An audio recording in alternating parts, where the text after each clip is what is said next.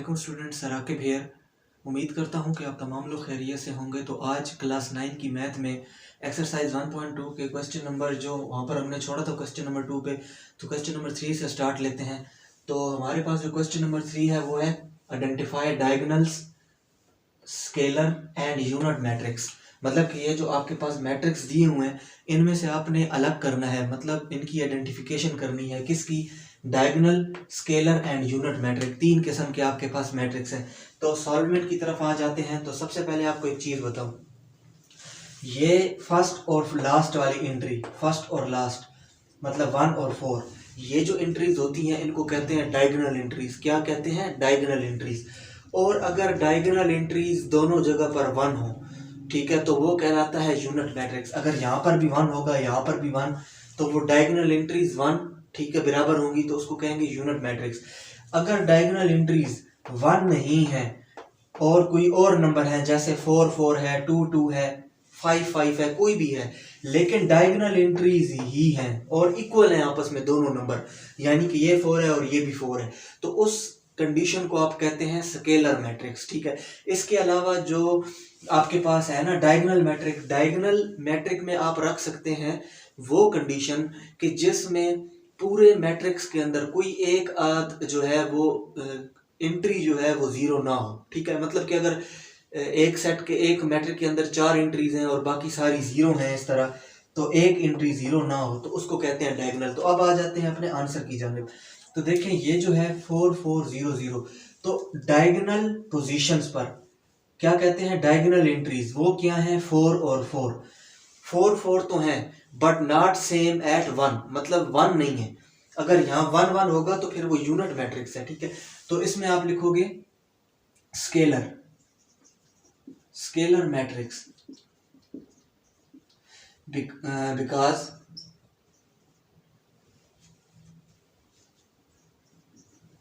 all the diagonal entries are same।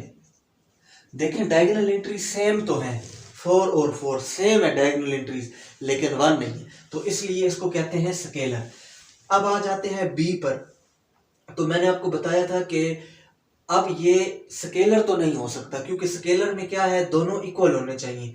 और unit भी नहीं हो सकता, क्योंकि यूनिट में इन दोनों जगह दोनों डायगोनल पोजीशन पर 1 1 होता है, तो इसका मतलब पीछे सिर्फ डायगोनल रह गया।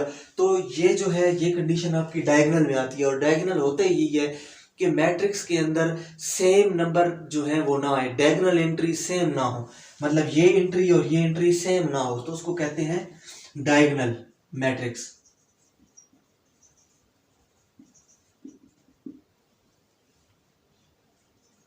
डायगोनल मैट्रिक्स बिकॉज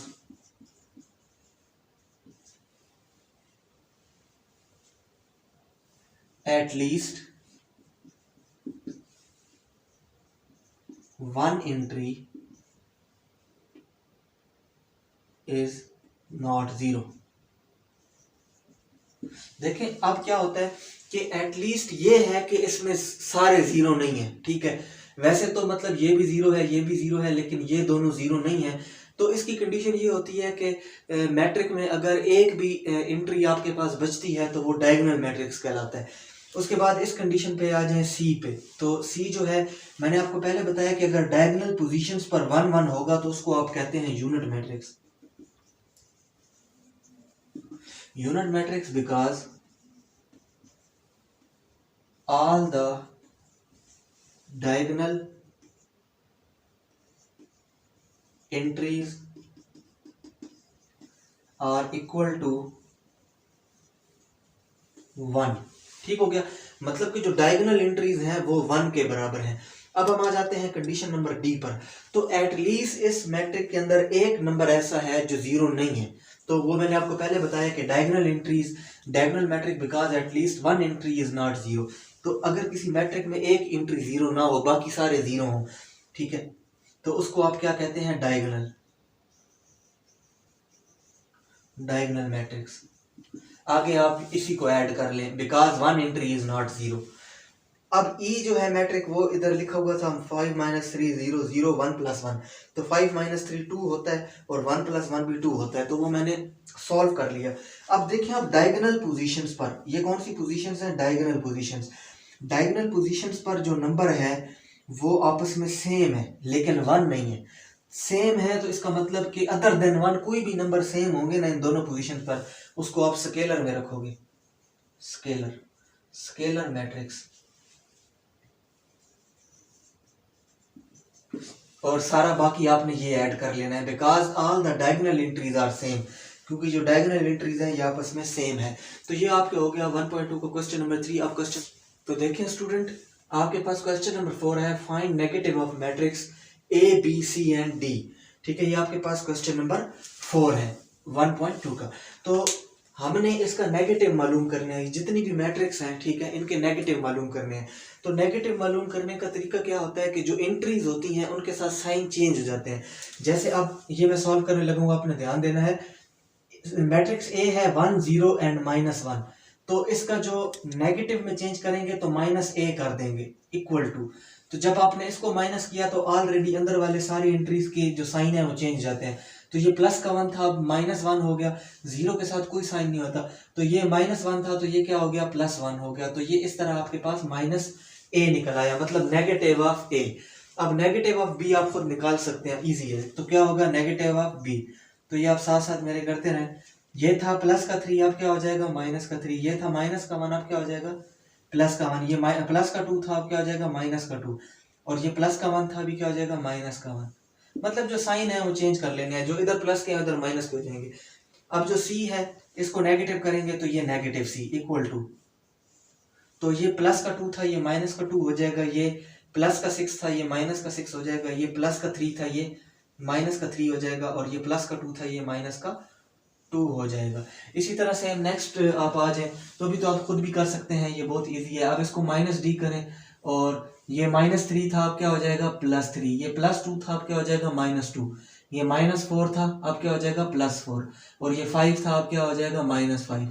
सिंपली यही आपने करना है, ठीक है। तो नेक्स्ट जो है वो -e, तो आप क्या करते हो इसमें कि उसी तरह आपने साइन को चेंज करना है। ये +1 था, अब क्या हो जाएगा? -1। ये -5 था, अब क्या हो जाएगा? +5।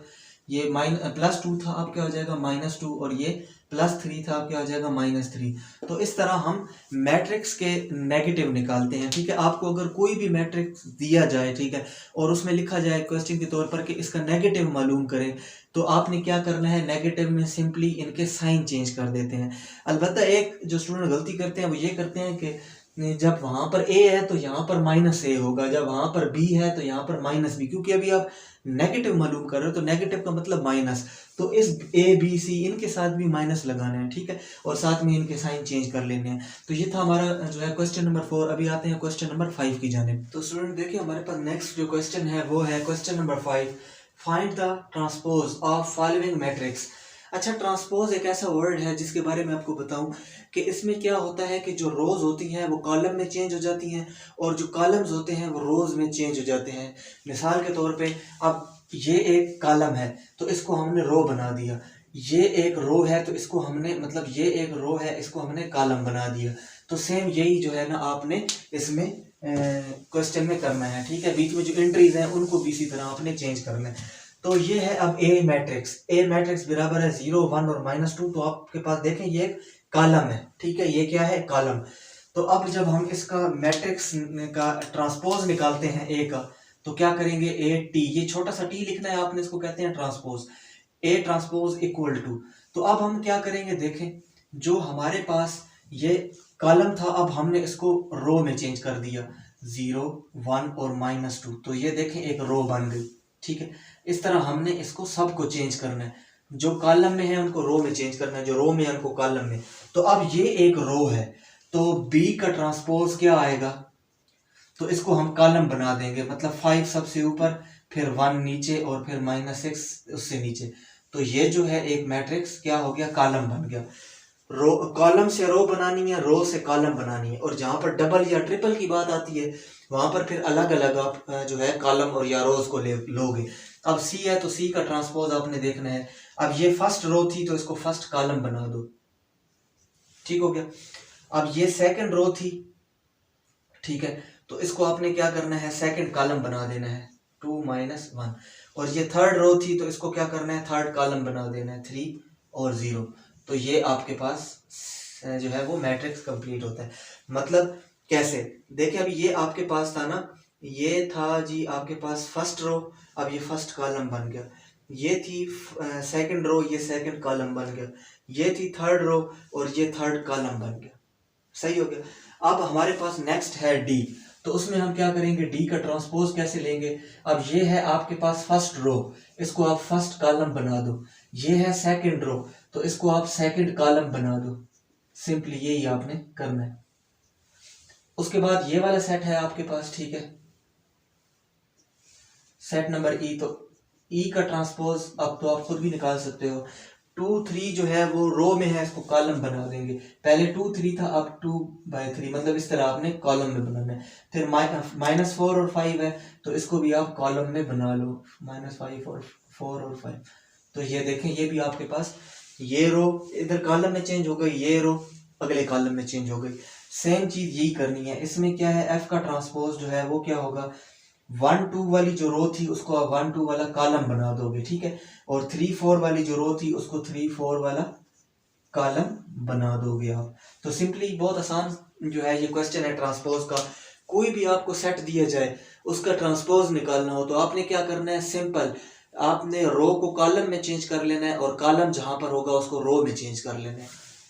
तो देखिए स्टूडेंट, जो हमारे पास नेक्स्ट क्वेश्चन है, क्वेश्चन नंबर 6, वो है verify if A equal to A matrix 1 2 0 1 के बराबर है और बी मैट्रिक्स 1 1 0 2 0 के बराबर है। ठीक है, दो मैट्रिक्स आपको दी है, ए मैट्रिक्स और बी मैट्रिक्स। तो वो कहता क्या है कि फर्स्ट कंडीशन उसने क्या दी है कि ए मैट्रिक्स का ट्रांसपोज फिर उसका ट्रांसपोज बराबर होता है ए के। इसी तरह बी के ट्रांसपोज का ट्रांसपोज बराबर है बी के, मतलब 2 दफा ट्रांसपोज लेना है। ट्रांसपोज इसी से पिछले क्वेश्चन में मैं आपको अच्छे से समझा चुका हूं कि रो कॉलम में चेंज होती है, कॉलम रो में चेंज जाते हैं। तो अब हम इसको सॉल्व करते हैं। सबसे पहले हम ये कंडीशन लेते हैं, ठीक है, हम कंडीशन लेते हैं ए का ट्रांसपोज बराबर है ए के। तो सबसे पहले आपने ए सेट लिखना है। तो ए सेट क्या है, 1 2 0 और 1। तो हम सबसे पहले ए सेट का क्या ले लेते हैं, ट्रांसपोज ले लेते हैं। तो ये देखें, मैं ए सेट का ट्रांसपोज लेता हूं। तो अब ये वाली जो रो है ये इस कॉलम में चेंज जाएगी, ये वाली रो जो है ये इस कॉलम में चेंज हो जाएगी। तो दोनों रोज हमने 2 कॉलम बना दिए। अब ए का जो ट्रांसपोज आया ना उसका ट्रांसपोज लेना है, ठीक है। तो ये ए का जो ट्रांसपोज आया था उसका दोबारा से क्या लेना है, ट्रांसपोज। मतलब कि ये जो आंसर आया है इसका ट्रांसपोज लेना है। तो आपके पास सेट है 1 0 2 और 1। तो जब इसको दोबारा से आप ट्रांसपोज लेते हो, ठीक है, तो आपके पास क्या आंसर आ जाता है, ये जो था ये तो था ए का ट्रांसपोज, ठीक है, ये जो आंसर आया था ना ये तो था ए का ट्रांसपोज। अब हम लेते हैं ए के ट्रांसपोज का ट्रांसपोज, ठीक हो गया। तो अब देखें ये जो रो है इसको कॉलम में बदलें। तो ये 1 0 रो थी, अब ये 1 0 कॉलम है। ये 2 1 रो थी, अब ये 2 1 कॉलम है। तो अब आप देखो कि आपका ए सेट जो है वो ए के ट्रांसपोज के बराबर है, 1 2 1 2 0 1 0 1, ठीक हो गया। तो आप लिख सकते हो ए के ट्रांसपोज का ट्रांसपोज बराबर है सेट ए के, ठीक हो गया। तो ये आपकी इस तरह क्वेश्चन हो जाता है। अब सेम चीज ये बी के साथ करनी है, ठीक है। तो हम सबसे पहले क्या करते हैं, बी सेट ले लेते हैं। बी सेट हमारे पास क्या है, 1 1 2 और 0। तो अब हम बी का ट्रांसपोज ले लेते हैं। तो 1 1 वाली जो रो थी उसको 1 1 वाला कॉलम बना देते हैं, 2 0 वाली जो रो थी उसको 2 0 वाला कॉलम बना लेते हैं। अब ये जो बी का ट्रांसपोज आया ना इसी का दोबारा ट्रांसपोज ले लेते हैं, ठीक है। ये बी के ट्रांसपोज का हमने ट्रांसपोज ले लिया। तो ये 1 2 वाली जो रो थी ये 1 2 वाला कॉलम बन गया, 1 0 वाली जो रो थी वो 1 0 वाला कॉलम बन गया। तो आप अभी देख सकते हैं कि बी के ट्रांसपोज का ट्रांसपोज बी के बराबर है, 1 1 2 0 1 1 2 0। तो आप लिख सकते हैं कि बी के ट्रांसपोज का ट्रांसपोज बराबर है बी के, ठीक है। सिंपली आपने ये करना है, रोज को कॉलम में चेंज करें, कॉलम को रोज में चेंज करें, ठीक है। तो ये आपके पास क्वेश्चन सॉल्व हो जाता है। तो इस तरह जो है ये हमारे पास स्टूडेंट्स एक्सरसाइज कंप्लीट हो गई है 1.2, ठीक है, 9 क्लास में। तो नेक्स्ट लेक्चर में मैं इंशाल्लाह जो है वो 1.3 से स्टार्ट करूंगा। तो मेरे चैनल को सब्सक्राइब कर लें ताकि हर आने वाली वीडियो आप तक बआसानी पहुंच जाए। और फिर भी अगर कोई वीडियो में इशू आता है तो आप मुझसे क्वेश्चन जो है वो कमेंट बॉक्स में पूछ सकते हैं। तो अपना ख्याल